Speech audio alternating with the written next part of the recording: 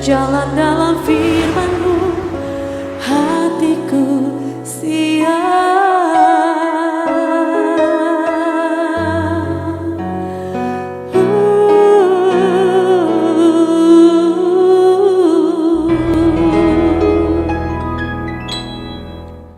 Shalom God Lovers, senang bisa jumpa kembali dalam program Rest in God malam hari ini bersama kami Diaspora TV. Nah, setelah melewati berbagai macam kesibukan sepanjang hari ini, mungkin ada di antara kita yang membuat jiwa kita menjadi tertekan, menjadi penat, berbeban berat. Jangan pernah menyerah, sebab Tuhan mengundang kita untuk mengalami kelegaan seperti yang dikatakan oleh beliau di dalam Injil Matius 11:28, marilah kepadaku semua yang letih lesu dan berbeban berat, aku akan memberikan kelegaan kepadamu. Kita berdoa.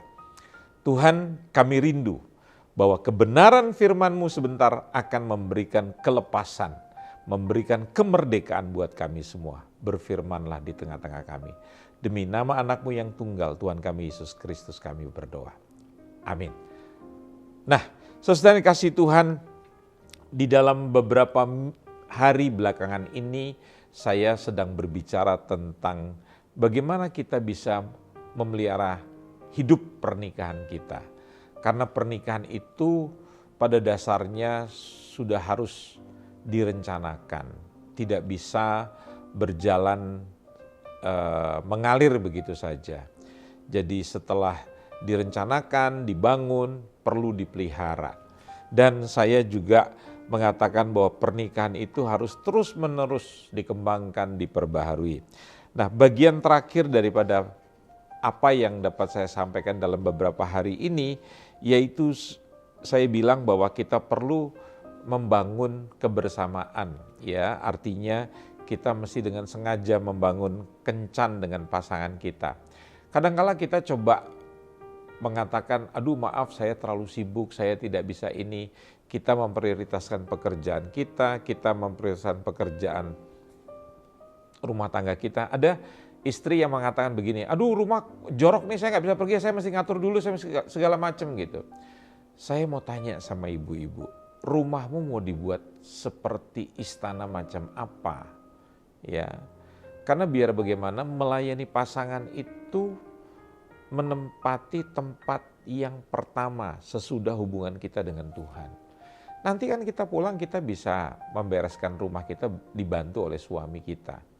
Tetapi pergi berdua dengan pasangan itu penting sekali. Nonton bersama di sebuah bioskop, ya, makan di sebuah tempat yang romantis begitu. Ya, pergi berduaan di tepi sungai begitu, di tepi danau, duduk begitu ya.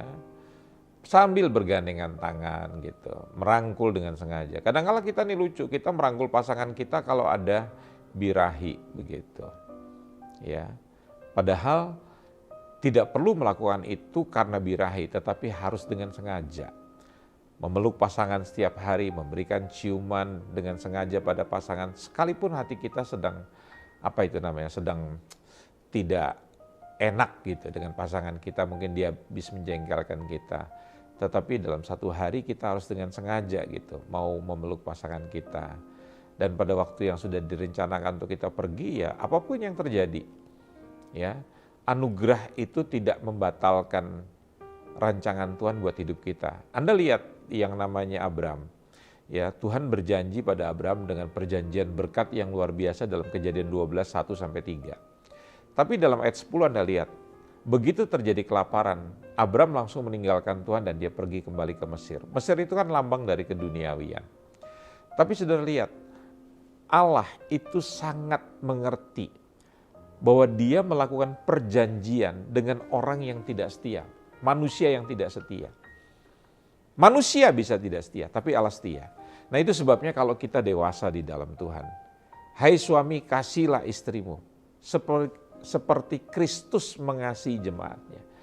Jadi kualitas kita mengasihi pasangan kita itu seperti Kristus mengasihi kita. Walaupun kita tidak setia, Kristus itu tetap setia. Dia tidak serta-merta karena tubuhnya atau jemaatnya tidak setia, lantas dia cekek gitu, dia matikan, dia bunuh, tidak. Ya, gereja kadang-kala menangkap pesan yang salah. Misalnya kita mendengar kalimat seperti ini, Yesus rela jadi miskin supaya kita jadi kaya. Yang kita tangkap apa? Jadi kayanya, bukan mentalitas pengorbanannya. Jadi marilah sebagai suami, sebagai istri, kita belajar mempunyai pengorbanan terhadap pasangan kita. Nah, pada waktu yang lalu saya mengatakan bahwa kita harus dengan sengaja membuat kencan. Hal yang ingin saya bagikan pada malam hari ini adalah waktu istimewa bersama itu kita mesti menentukan di mana tempatnya dan momen yang paling berkesan bagi kalian berdua. Contohnya begini, jangan sampai kita memilih tempat begitu ya, ke kebun binatang. Padahal pasangan saudara tidak suka pergi ke tempat itu. Pergilah ke tempat yang disepakati, tanya, kamu mau pergi kemana malam ini? Gitu. Kita mau jalan-jalan kemana, mau makan di mana. Saudara, bicara tentang makan itu kan tidak perlu makan di tempat yang mahal. Saya bisa pergi dengan pasangan saya, pergi ke emperan atau ke pinggir jalan. Yang penting saudara tidak makan di tengah jalan, karena itu membahayakan nyawa saudara. Tapi makanlah di pinggir jalan, itu nggak ada masalah. Ada banyak orang bertanya kepada saya, Pak Andreas mau nggak makan di pinggir jalan? Saya jawab, saya mau dan selama ini saya makan di pinggir jalan. Belum pernah saya makan di tengah jalan, itu berbahaya. Begitu.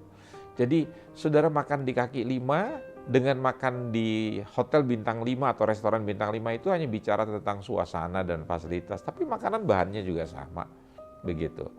Jadi sesuaikan dengan ekonomi saudara.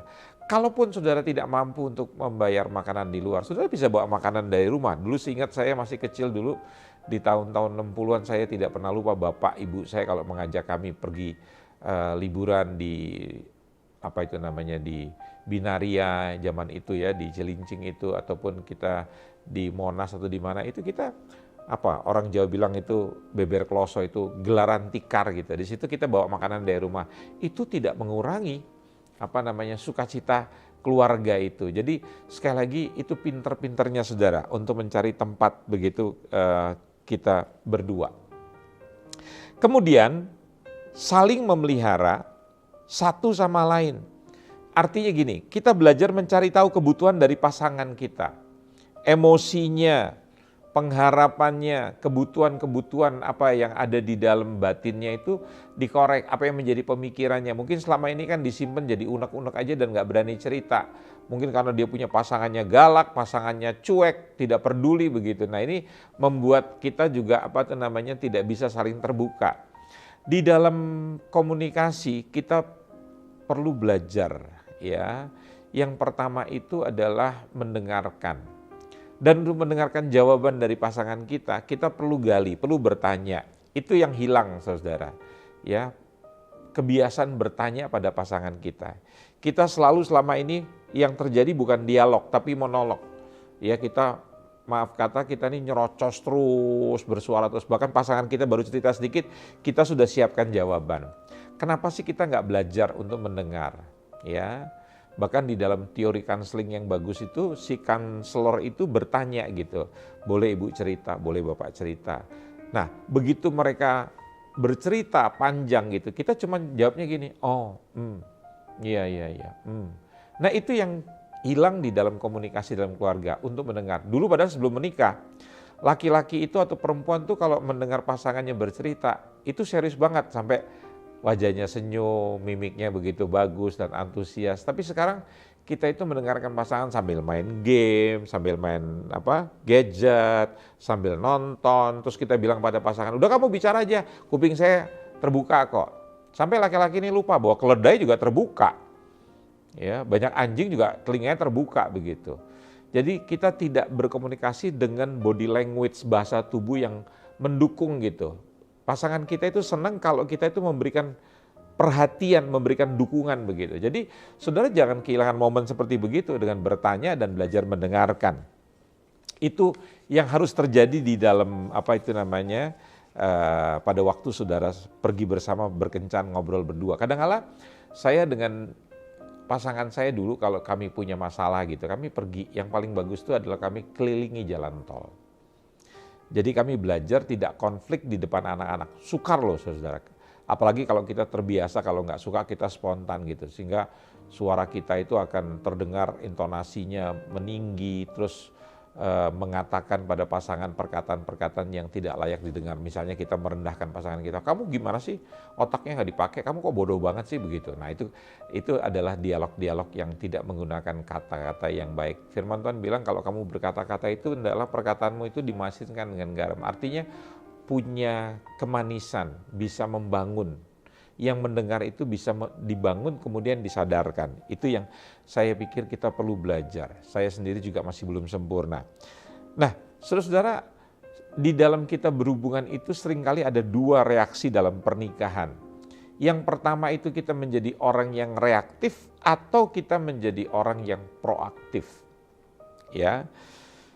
Menjadi orang yang reaktif pada waktu itu kita akan fokus pada kekurangan pasangan kita atau pada tingkah laku kita sendiri atau kepada hal-hal yang mengganggu kita sehingga membuat kita menjadi jauh dan kehilangan koneksi kita itu, hubungan kita. Itu orang yang reaktif. Jadi pada waktu pasangan menyampaikan sesuatu kita langsung spontan menjawab, itu reaktif. Tanpa kita mendengar dulu sampai habis. Ya. Kita boleh sabar melihat sebuah cerita begitu sampai habis. Tapi kadang-kadang kita kalau melihat cerita itu langsung komentar, wah ini film nggak bagus apa segala macam begitu. Padahal kita tidak tahu endingnya bagaimana. Cobalah menjadi pasangan yang bijaksana gitu. Kalau misalnya pasangan lagi bicara, pasangan Anda lagi bicara, dengarkan dengan seksama. Tunggu sampai dia nanti selesai bercerita. Dan selama dia bercerita, kita juga punya respon yang baik begitu, mendengarkan.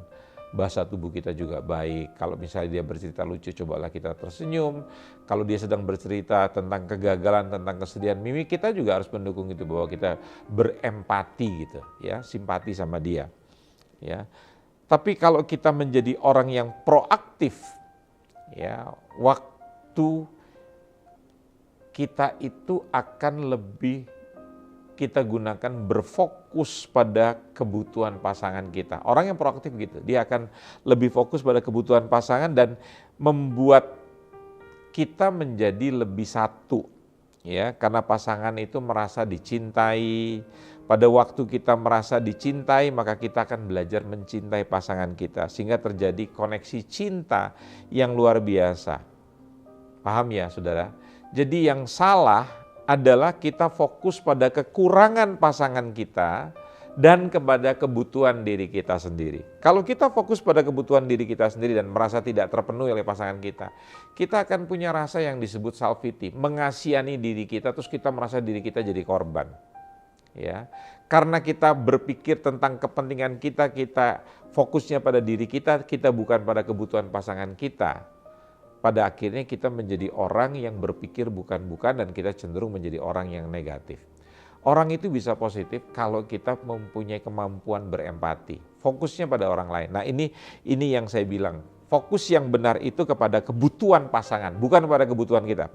Tetapi kepada kebutuhan pasangan. Dan kita juga fokus pada kekurangan dan kesalahan diri kita sendiri.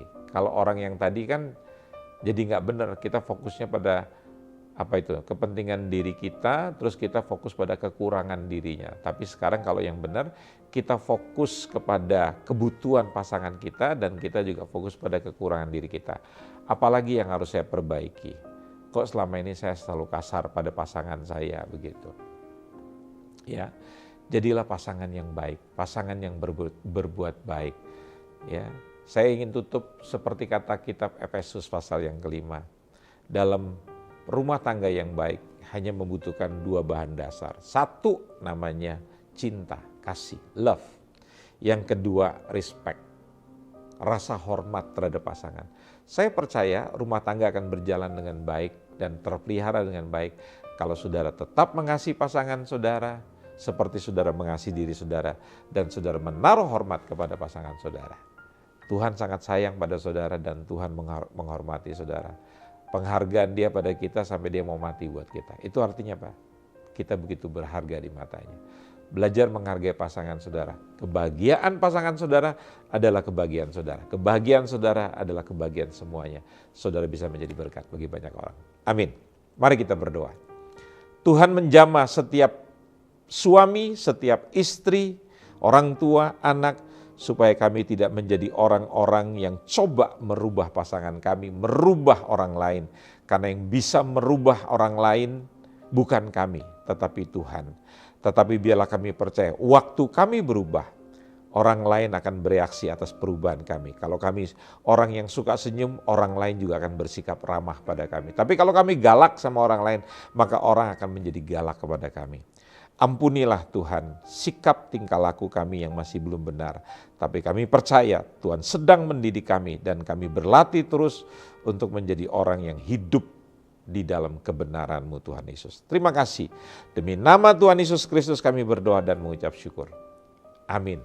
Nah, kalau saat ini saudara sedang mengalami pergumulan atau ada anggota keluarga saudara yang sedang membutuhkan dukungan doa, di layar televisi ini tertera nomor telepon yang dapat Anda hubungi. Segera hubungi kami, nanti tim doa kami akan mendoakan saudara. Dan kalau saudara juga ingin berkomentar, silakan tuliskan di dalam ruang komentar di channel Diaspora TV. Dan Tuhan berkata, Engkau telah memberikan sukacita kepadaku, lebih banyak daripada mereka ketika mereka kelimpahan gandum dan anggur. Dengan tentram aku mau membaringkan diri, lalu segera tidur, sebab hanya Engkaulah ya Tuhan yang membiarkan aku diam dengan aman. Itulah pemazmur Daud pasal yang keempat ayat 8 dan 9. Selamat beristirahat dan nikmatilah Rest in God malam hari ini. Tuhan Yesus memberkati kita sekalian. Amin. Hatiku